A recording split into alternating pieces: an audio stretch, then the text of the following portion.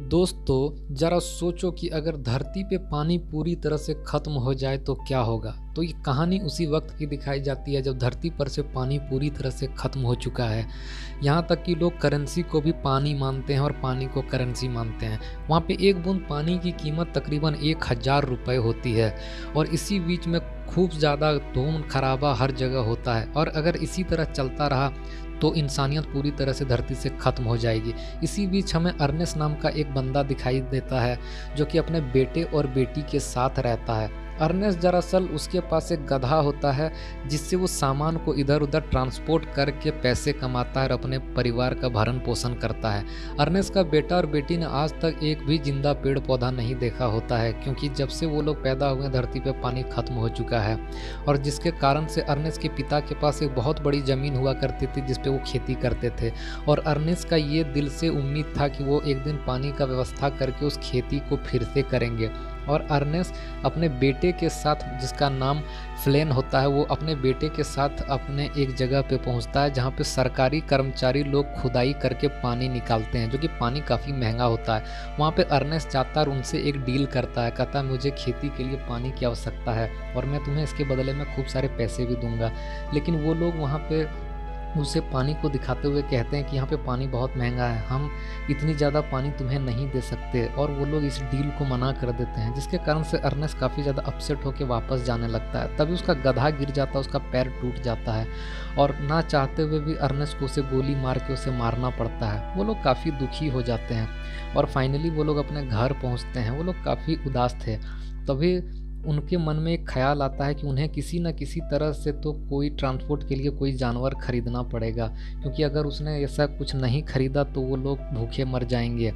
तभी उन्हें दिखाया जाता है कि वो लोग अगले दिन एक एग्जीबिशन में पहुंचते हैं जहां पे एक रोबोटिक जानवर का प्रदर्शन किया जा रहा होता है जिसमें सामान को इधर उधर किया जा सकता है। वहाँ पे फ्लेम नाम का एक और बंदा पहुंचा हुआ होता है जो कि उस रोबोटिक जानवर को खरीदना चाहता है, लेकिन उसने पैसा दे के उस रोबोटिक एनिमल को खरीद लेता है, जो कि फ्लेम को बिल्कुल अच्छा नहीं लगता। उसके बाद वो एनिमल खरीदने के बाद वो लोग हॉस्पिटल पहुंचते हैं जहाँ पे अर्नेस्ट की वाइफ होती है। दरअसल अर्नेस्ट की वाइफ जो होती है कुछ दिन पहले उसका एक्सीडेंट हो जाता है। अब वो एक लाइफ सपोर्ट के बिना चल नहीं पाती है और वो उसे हॉस्पिटल में इसलिए रखता है क्योंकि वो बिना लाइफ सपोर्ट के चल नहीं सकती और वो जो लाइफ सपोर्ट होता है वो काफ़ी महंगा होता है जो कि अर्नेस्ट अफोर्ड नहीं कर सकता। लेकिन अर्नेस्ट बीच बीच में अपने बच्चों के साथ वहाँ पे आता है उनकी माँ से मिलाने के लिए। और एक दिन ऐसा होता है कि वो अपनी माँ से मिलने के बाद वो लोग वहाँ से वापस चले जाते हैं। उसके बाद रास्ते में जब उन्हें एक आइडिया सूझता है तभी वो देखते हैं कि सड़क किनारे अर्नेस्ट का एक दोस्त होता है जिसका नाम रॉबिन होता है। वो अपने बच्चों को बेचना चाहता है क्योंकि उनके पास न तो खाने को कुछ होता है ना ही पीने को कुछ होता है। ये देख के अर्नेस्ट को बहुत ही बुरा लगता है क्योंकि अर्नेस्ट उससे बहुत पहले से जानता है। अर्नेस्ट थोड़ा पानी निकाल के उनके बच्चों को पीने के लिए देता है और उससे सहारा देता है कि एक दिन सब कुछ ठीक हो जाएगा, तुम्हें बच्चों की बेचने की ज़रूरत नहीं है। उसे कहने के बाद उन लोगों को थोड़ा ढाढ़स बनती है। तब रॉबिन खुश होकर अर्नेस्ट को कहता है कि तुम्हारी बेटी एक गलत आदमी के चंगुल में है तो जल्दी से तुम कुछ करो। ये सुनते ही अर्नेस्ट काफ़ी ज़्यादा परेशान हो जाता है। घर पहुंचने के बाद अपनी बेटी मियाँ से सवाल पूछता है, लेकिन मियाँ काफ़ी ज़्यादा रूट अंदाज में कहती है कि उसकी लाइफ वो जो चाहे उसके साथ गुजारेगी और काफ़ी ज़्यादा चिल्लाने लगती है, जो कि अर्नेस्ट और माइक को बिल्कुल अच्छा नहीं लगता क्योंकि वो उसे बहुत लाड प्यार से पाले होते हैं। ना चाहते हुए भी अर्नेस्ट उसे एक दरवाजे के अंदर बंद कर देता है और जब वो अपने गैराज में पहुंचते हैं तो देखता है कि अर्नेस्ट का रोबोट चोरी हो चुका होता है। अर्नेस्ट को ऐसा लगता है कि उसका रोबोट जरूर फ्लेम ने चुराया था क्योंकि फ्लेम भी उस रोबोट को खरीदना चाहता था। वो बिना देरी किए हुए फ्लेम की तलाश में निकल जाता है और चलते चलते एक भीड़ में पहुंचता है। तभी वहाँ पे वाटर सप्लायर लोग पहुँच के उसे वहाँ से किडनैप कर लेते हैं और उसे बुरी तरह से मारने लगते हैं।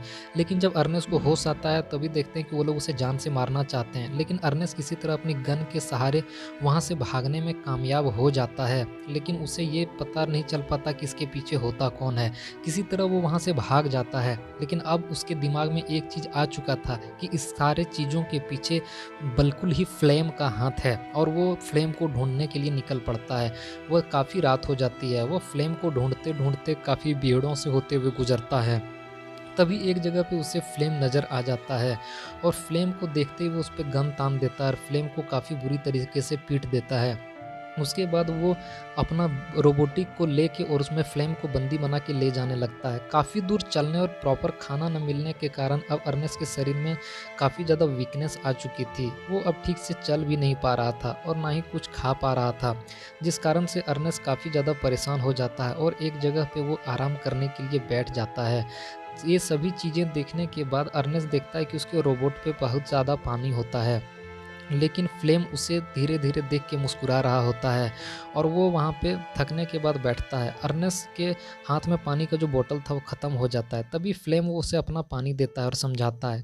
फ्लेम के काफ़ी समझाने के बाद अर्नेस्ट उसका पानी पीता है और पानी पीने के बाद भी उसके शरीर का वीकनेस ख़त्म नहीं होता है, लेकिन वो उठ भी नहीं पाता, चल भी नहीं पाता है। ये बात फ्लेम को पता चल चुकी थी कि अब वो उसका कुछ नहीं बिगाड़ सकता और वो मौका देखते ही इधर-उधर देखता है और वो फ्लेम अर्नेस्ट के ऊपर एक पत्थर से हमला कर देता है और वो वहीं पे तड़प-तड़प के मर जाता है और उसके बाद वो उसके मुँह में पानी गिराने लगता है। दरअसल वो ये दिखाना चाहता है कि उसकी मौत का कारण वो रोबोट है, उस रोबोट ने ही उसे मारा है और पानी की जो तस्करी कर रहा है वो अर्नेस्ट ही कर रहा था। ये सभी चीज़ें होने के बाद उसका पिता यानी कि मिया का पिता वहीं पे मर जाता है और जो फ्लेम होता है वो तुरंत अपना बाइक लेके मिया के पास पहुंच जाता है। वो लोग काफ़ी दिनों से नहीं मिले होते हैं, वो लोग एक दूसरे को हग करते हैं और मिया काफ़ी ज़्यादा खुश होती है और वो घर जाने के बाद अपने पिता को ढूंढने लगती है क्योंकि काफ़ी टाइम बीत चुका था और उसका बेटा जो होता है माइक, वो अपने पिता की खोज में निकल जाता है। कुछ दूर बाद उसे अपने पिता की डेड बॉडी मिलती है, बगल में पानी का बॉटल मिलता है। उसे बिल्कुल भी समझ नहीं आ रहा होता है कि आखिर उसके पिता के साथ हुआ क्या है। वो काफ़ी ज़्यादा परेशान होता है और वो जब घर आता है तो अपने रोबोटिक एनिमल के साथ वो घर पहुँचता है। वो काफ़ी ज़्यादा उदास था और अपने बाप का फ्रेंडल करता है और वो लोग काफ़ी ज़्यादा उदास हो चुके थे क्योंकि उनके पास एक ही जीने का सहारा उनका पिता था और वो इन सब चीज़ों के बारे में अपनी माँ को भी बताता है। वो लोग सभी साथ में थे लेकिन फिर भी बहुत ही ज़्यादा अकेले थे। तभी वहाँ पे फ्लेम आता है और उन लोगों को सांत्वना देने लगता है और एक दिन वो फ्लेम उस रोबोट को मार मार के तोड़ने लगता है क्योंकि पता नहीं उसके दिमाग में कुछ और ही चल रहा होता है। लेकिन माइक के पूछने पर वो कहता है कि तुम्हारे पिता को इसी रोबोट ने मारा है तो हमें इसे तोड़ देना चाहिए, लेकिन माइक का दिल नहीं मानता है और माइक भी उसे कन्विंस करने में लग जाता है कि वो उसकी बहन के लिए बिल्कुल सही लड़का है और धीरे-धीरे माइक भी उसकी बातों में कन्विंस होने लगता है क्योंकि वो उसके पिता का जगह को पूरा कर रहा था। लेकिन माइक के मन में कहीं न कहीं कोई न कोई डर बैठा हुआ था। उसके बाद उसे एक प्लान सूझती है।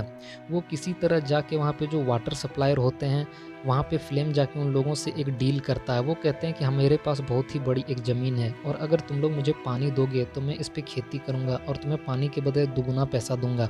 ये आइडिया वाटर सप्लायर्स को बहुत ही ज़्यादा पसंद आता है और वो लोग पानी के लिए मान जाते हैं और उन लोगों की जो डील होती है वो पूरी तरह से पक्की हो जाती है।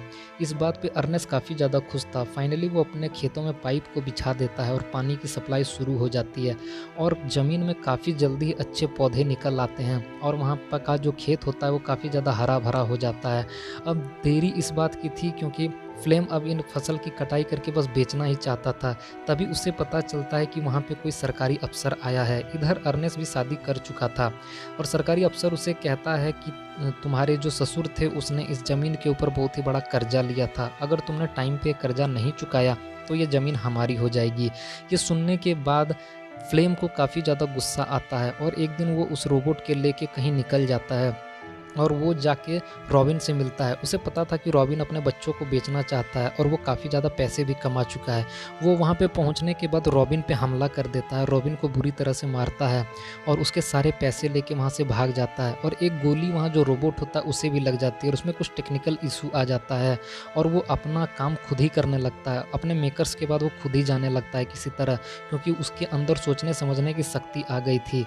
इधर दिखाया जाता है कि फ्लेम अपनी ज़िंदगी पूरे एंजॉय कर रहा था, लेकिन कहीं न कहीं माइक के मन में एक डाउट था कि उसके पिता ऐसे नहीं मर सकते और उसका पिता कोई गलत काम नहीं कर सकता, लेकिन उसके मन में कुछ न कुछ था। तभी दूसरी तरफ दिखाया जाता है कि वो रोबोट चलते-चलते अपने मेकर्स के पास पहुंच जाता है। मेकर जब उस रोबोट को देखते हैं तो काफ़ी हैरान होते हैं और उसके ओनर को ढूंढते हैं और जब उसके प्लेट पे नाम देखते हैं तो उसके प्लेट पे अर्नेस्ट का नाम नज़र आता है और वो ज़ोर-ज़ोर से अर्नेस्ट का नाम पुकारते हैं। ये सुनने के बाद माइक वहाँ पे पहुँच जाता है और अपना रोबोट को ले लेता है। दरअसल वो रोबोट जब लेता है तो उसे एक चीज़ पता चलती है कि उसके अंदर एक सीक्रेट कैमरा भी है जो काफ़ी चीज़ें रिकॉर्ड कर रहा है। जब वो उसका हार्ड डिस्क को चेक करते हैं तो माइक को पता चलता है कि उनका पिता कोई एक्सीडेंट के कारण नहीं मरा था, बल्कि उसके पिता को उसके ही बहन के पति यानी फ्लेम ने मारा है। और ये चीज़ देखने के बाद बिल्कुल टूट सा जाता है और वह इस चीज़ को समझ जाता है कि आखिर उनके पिता के साथ हुआ क्या था, और वो फाइनली अपने घर पहुंच जाता है। घर पहुंचने के बाद वो फ्लेम से कुछ भी नहीं कहता और बस वो चुपचाप सभी चीज़ों को देखते रहता है, और उसे भी मन में कुछ ना कुछ डाउट होता है। लेकिन वो काफ़ी ज़्यादा खुश था, लेकिन अपने पिता का दुख उसे बिल्कुल सताए जा रहा था। और एक दिन होता कुछ ऐसा है कि वहाँ के सभी लोग वो अपना उसका अनाज खरीदते हैं, जिसके कारण उसके पास तगड़ी रकम आ जाती है। और फ्लेम को एक लेटर मिलता है जिसमें रॉबिन लिखा हुआ होता है कि तुम जल्दी से आके मुझे मिलो, तुम्हें कुछ बताना है। और वो रॉबिन की तलाश में निकल जाता है, लेकिन वो एक गड्ढे में गिरने के कारण उसका दोनों पैर टूट जाता है और वो दर्द से कराहने लगता है। और तभी वो ऊपर देखता है, तब वहाँ पे वो रोबोट आ जाता है और उसके साथ माइक भी खड़ा होता है। माइक उसे कहता है कि मुझे पता है कि मेरे पिता को किसने मारा है, और ये कहते ही ऊपर से वो एक बड़ा सा पत्थर फ्लेम के ऊपर गिरा देता है। फ्लेम की वहीं पे मौत हो जाती है और इसी तरह वो अपने पिता का बदला ले लेता है। उसके बाद वो अपने घर की ओर निकल पड़ता है। घर जाने के बाद वो काफ़ी ज़्यादा खुश होता है क्योंकि उसने अपने पिता के कातिल को मार दिया था। इधर उसकी फसल भी काफ़ी अच्छी खासी रकमों में बिक रही थी, लेकिन मियाँ जो होती है वो अपने पति का इंतज़ार कर रही होती है, लेकिन वो वहाँ पे नहीं आता क्योंकि माइक जानता था कि वो कभी वापस नहीं आने वाला है, जिस कारण से मियाँ काफ़ी ज़्यादा दुखी भी होती है। इधर माइक अच्छा खासा पैसा कमा चुका होता है, उसके पास ढेर सारे पैसे आ गए होते हैं, उसकी ज़मीन भी उपजाऊ हो चुकी होती है, और इसके कारण से वो एक मशीन को खरीद लेता है जिसके कारण उसकी माँ बिना सपोर्ट के भी चल सकती है। और वो अपनी माँ को हॉस्पिटल से डिस्चार्ज करा के अपने घर ले आता है और वो लोग हंसी खुशी वहाँ पे रहने लगते हैं। वो अच्छा खासा अपने खेत में उगाए हुए सब्जियों को खाता है। अब माइक बहुत ही ज़्यादा पेस फील करता है क्योंकि उसने अपने पिता के कातिल को मार दिया था। भले उसकी बहन दुखी थी, लेकिन वो खुश था और वो सभी को अनाज बेच के काफ़ी ज़्यादा खुश था। और इसी के साथ ये जो मूवी है हमारी यहीं पे ख़त्म हो जाती है। तो दोस्तों, आप लोग एक चीज़ ज़रूर बताना कि ये मूवी आपको कैसा लगा, और ज़रूर से ज़रूर मुझे बताएं कमेंट बॉक्स में। और किसी को भी मूवी का लिंक चाहिए तो मुझे कमेंट कर दें और चैनल को जल्दी से सब्सक्राइब कर दें। तब तक के लिए थैंक यू।